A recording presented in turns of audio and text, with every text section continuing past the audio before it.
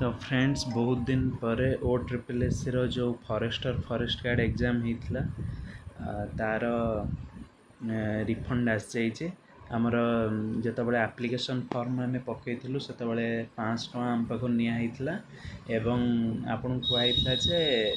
आपण bank account fill करूँ किंतु आमे जो बैंक अकाउंट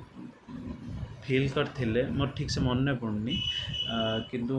मत लगुच मैं अलग बैंक अकाउंट नंबर ना ना सेटा बोधे आमर ओएसएससी सीजीएल बोधे आम बैंक अकाउंट नंबरटा देइथिले किंतु ओएसएससी रे आमे कौनसी बैंक अकाउंट नंबर दे नथिले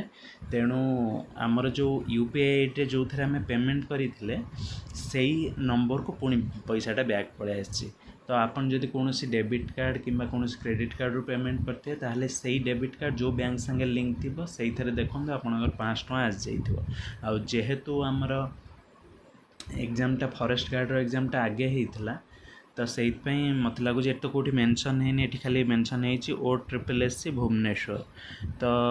मत लगुच जो फॉरेस्ट गार्ड एग्जाम होता से जेहेतु फास्ट होता तार 500 टकाटा एवं पड़े आसी देखो डिपोजिट लिखाई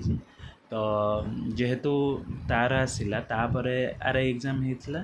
2025 तेणु सेटा बोधे आ मसे खंड भितर पड़े आसो तो जहाँ हो मैंने मत लगुला जमा मिलनी 500 टका मैंने बहुत लेट हम से आ कि जना नाने मिलला कि न मिलला मैंने आप मैंने जापर अकाउंट रे मैंने आड है कि कौन है कि जहाँ हो मैंने ओ ट्रिपल एस सी तार मैंने टिके जल्दी करिकना आमको फेरे देइछि आम 500 टका तो आउ 500 टका आसो जो मैंने आरआई एग्जाम अप्लाई करथिबे तो मत टे कमेंट रे कन्फर्म करिवे जे एटा आपनर फॉरेस्ट गार्ड एग्जाम आछि ना आरआई एग्जाम जेहेतु मु दुईटा देइछि मु जानि परनी एठी लिखा है खाली ओ ट्रिपल एस भुवनेश्वर तो आपन जदि खाली देइथिबे फॉरेस्ट गार्ड किंबा खाली आरआई देइथिबे ताहले आपन जानि जे आपनर कोन पई सेटा फेरिछि